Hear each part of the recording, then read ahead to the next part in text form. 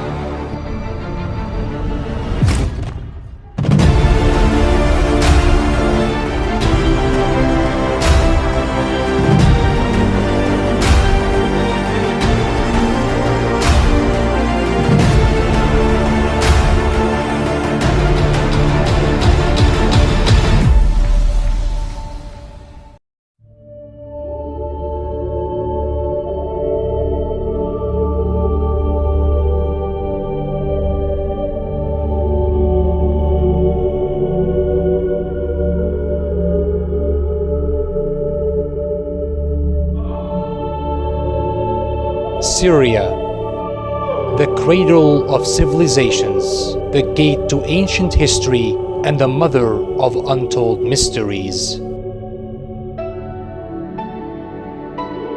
Home to the first written alphabet and musical notation in recorded human history. It's the land of endless sunshine, immortal legends, and distant shores that tell stories of conquest and unforgettable odysseys. Nestled between the coastal mountain range on one side and the Mediterranean on the other end, this region is protected by natural boundaries that offer an everlasting peace and calm.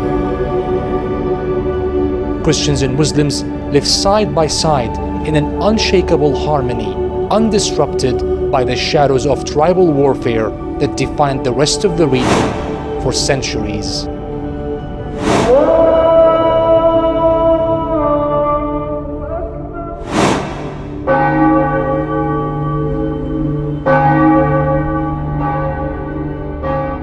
But while this is the face of Western Syria today, back in the 13th century, the story was different.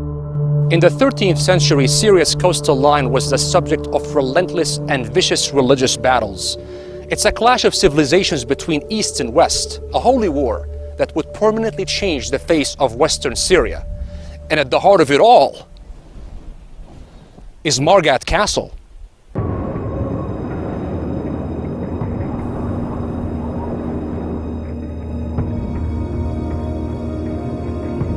The name is Margat, Markab, or the Castle of the Watchtower. Born out of basalt rocks, the knight's vision is now a reality, a formidable giant that would become the headquarters of the Order of the Knights of the Hospital of St. John of Jerusalem. It is the eternal signature of the Knights Hospitaller, a mountain-spawned fortress and one of the most impressive medieval structures in the Holy Land. The interior design boasts mountain-rooted columns that catapult the names of their creators into eternity.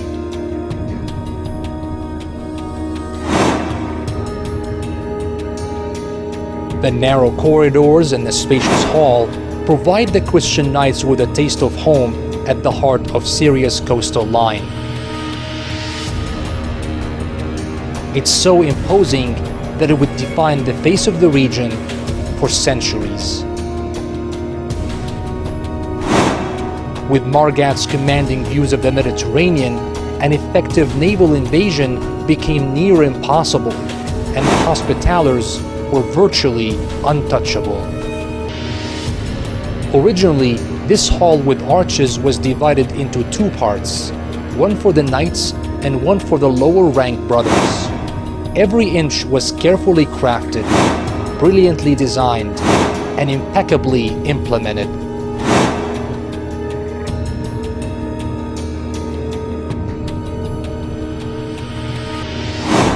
One of the most important elements of all was the water system. The Hospitallers created a rainwater collection system that runs within the walls of Margat, allowing water to run down directly into the basement and providing a permanent source of water during times of peace and war. At the center of the castle, the Hospitallers built the first cistern to store enough water that can last up to 6 months during siege. As the surrounding land became more hostile and waves of drought became more frequent, the demand for water constantly rose, prompting the knights to build more cisterns in the east wing of the castle. Each water reservoir was 65 feet deep, ensuring that water is constantly available for survival, hygiene, and serving wounded knights during battle. That way, the knights ensured that water cannot be used as a soft weapon of war during siege.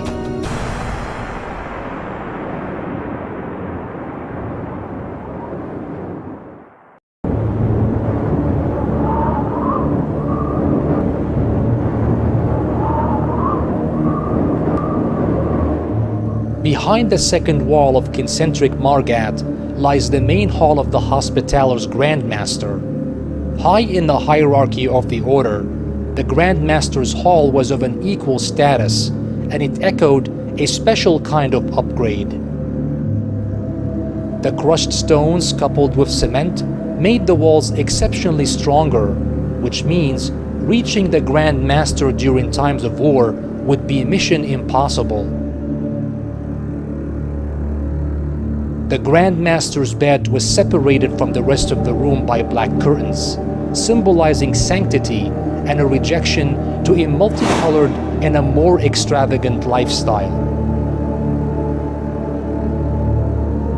To increase protection, the Hospitallers made the dungeon the center of the Crusader fortress, creating a maze of underground tunnels and above-ground alleys.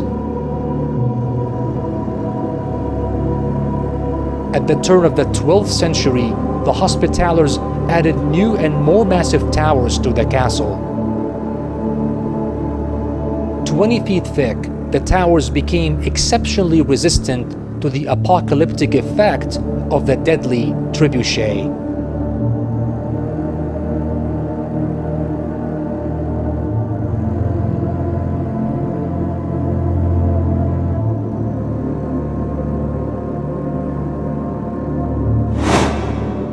(1,200 feet above sea level.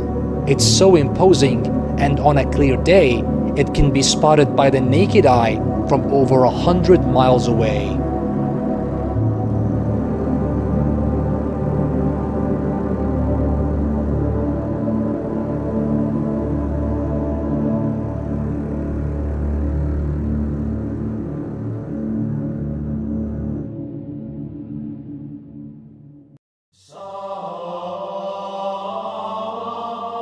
While the Hospitallers were some of the best fighters and most trained soldiers of their time, they were also monks, priests, and devout Christians who pursued a life of austerity and a commitment to protecting European pilgrims who flocked to the Holy Land.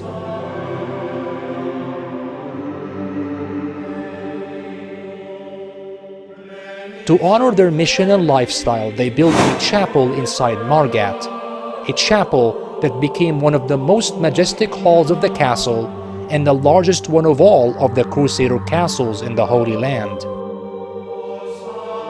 The walls of the chapel were carefully built from the volcanic rocks of basalt, and they were thicker than the remaining walls of the castle, indicating the additional care the Hospitallers took to express their commitment to their faith and Crusader vision.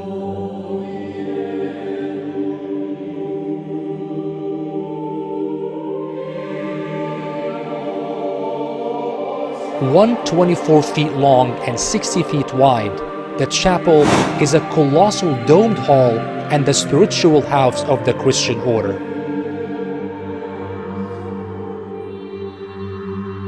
The first frescoes were discovered in this chapel in the 1970s. They represent the largest cycle of paintings from the time of the Crusaders in the Holy Land.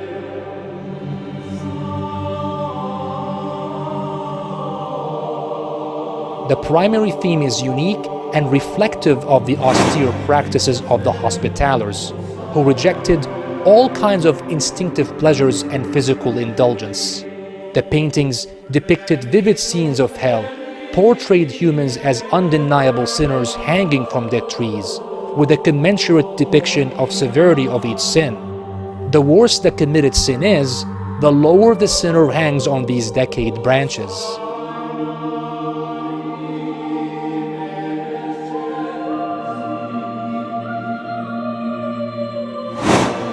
Hanged by their tongues, blasphemers are destined to an eternal life of relentless torture. We see snakes, the eternal symbol of demonic forces, partaking in this grotesque depiction of greed. We also see the blasphemers impaled by blades and the blunt depiction of a Catholic bishop engulfed by fire and demons. Such a representation of hell reflects the severity of godly punishment as perceived by the Hospitallers.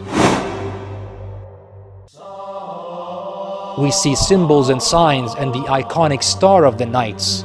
The most distinctive of all is the 8-pointed cross, which originally was the symbol of the Italian Republic of Amalfi.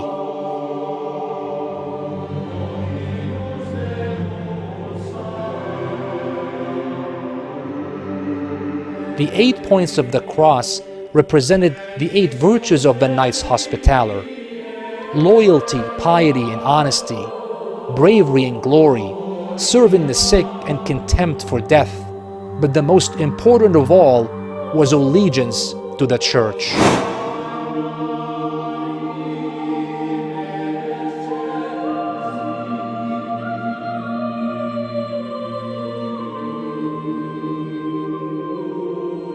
Margat was the Hospitallers' headquarters in the Holy Land. Within its walls, they held their meetings, collected taxes, and regularly held their military councils. This was a pivotal moment in their organizational evolution, as they morphed from a body that treats wounded warriors into a military organization, one that would become a significant force in the history of Crusades. One of the impressive features of Margat is a narrow, round rock, a structure that, by a quick comparison with European castles of its era, indicates that it was the base of a large lift. This lift was primarily used for carrying large military equipment to the roof, and it was the only path to get such items up from the bottom of the castle to the very top.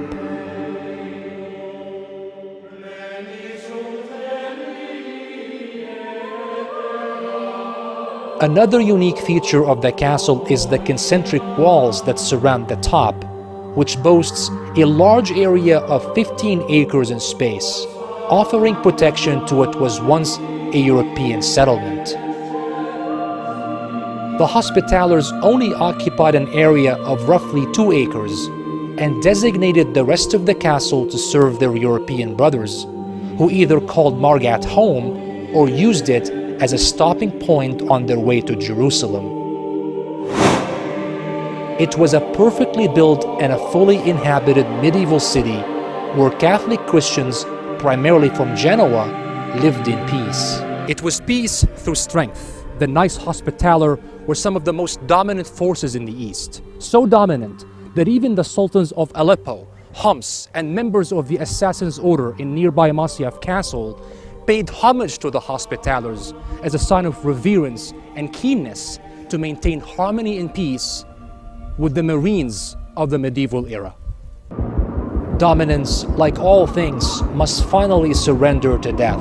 For 2 centuries, the Hospitallers ruled over Margat and the region, and in their unquestionable height of power, they made a strategic mistake that would cast the shadows of death on their Crusader vision forever.